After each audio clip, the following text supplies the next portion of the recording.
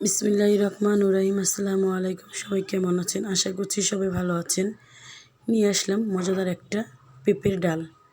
আমি আগে থেকে পেঁপেগুলো ছোট ছোট করে কেটে একটু ভাপিয়ে নিয়েছি। আমি কাঁচা পেঁপে এখানে ইউজ করব না। আর খেসারির ডাল এটা আমি ভিজিয়ে রেখেছিলাম 1 ঘন্টার মতো। তারপরে পরিমাণ মতো কড়াইয়ে তেল দিয়ে আমি একটা তেজপাতা ছোট ছোট করে টুকরো করে কেটে দিয়েছি।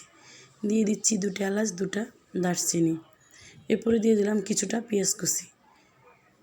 তারপরে দিয়ে দিব আমি এখন কাঁচামরিচ কুচি। দিয়ে ভালো করে আমি এটা একটু ভেজে নেব।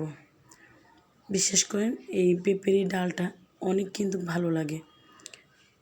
অবশ্যই বাসায় ট্রাই করে দেখবেন। পেঁয়াজটা ভাজা ভাজা করে ছোটো চামচে 1 চামচ আদা বাটা, রসুন বাটা আর পেঁয়াজ বাটা দিয়ে দিলাম। এখন দিয়ে দিচ্ছি 1.5 চামচ হলুদ গুঁড়া। দিয়ে দিব আমি ধনিয়ার গুঁড়া। আমি প্রায় সময় ডালটা রান্না করি। আসলে আমার এতটা ঠান্ডা যে কথা বলতে খুবই কষ্ট হচ্ছে।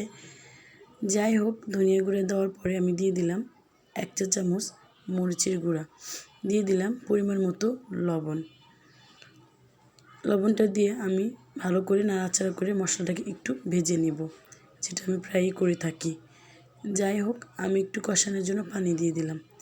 দিয়ে ভালো করে নাড়াচাড়া করে মশলাটাকে ঢেকে কষিয়ে নিলাম। তারপরে দিয়ে দিলাম আমি খেসারির ডালগুলো। ভিজিয়ে রাখার জন্য ডালগুলো অনেক নরম হয়ে গেছে, খুব সহজে সিদ্ধ হয়ে যাবে। তারপরে ডালগুলো দিয়ে ভালো করে নাড়াচাড়া করে আমি এগুলো মিশিয়ে নেব। তারপরে একটু নাড়াচাড়া করে তারপরে আমি কষানোর জন্য পরিমাণ মতো পানি দিয়ে দিলাম। দিয়ে আমি কিছুক্ষণ ঢেকে রেখে দেব। তারপর যখন ডালের পানিটা সিদ্ধ হয়ে আসবে, কমে আসবে আর ডাল সিদ্ধ হয়ে যাবে, তারপরে দিয়ে দিলাম ভাপিয়ে রাখা পেঁপেগুলো। দিয়ে আমি ভালো করে নাড়াচাড়া করে নিচ্ছি। এই পেঁপে সবজির ডালটা কিন্তু খুবই মজাদার।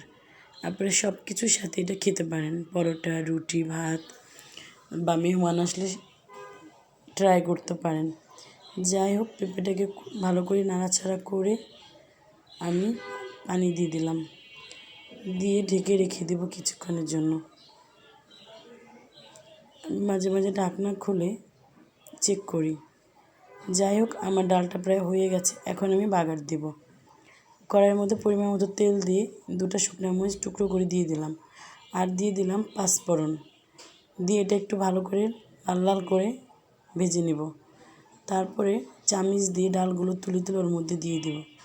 দেখেন, হয়ে গেল আমার মজাদার পেঁপের ডাল। আমি ভালো করে নাড়াচাড়া করে এখন নামিয়ে নেব। এই দেখেন, হয়ে গেছে আমার পেঁপের ডাল। আমার আজকের ডালটা কেমন হয়েছে অবশ্যই এটা কমেন্ট করে জানাবেন। আর প্লিজ একটা লাইক করে যাবেন। সবাই ভালো থাকবেন, সুস্থ থাকবেন। আল্লাহ হাফিজ।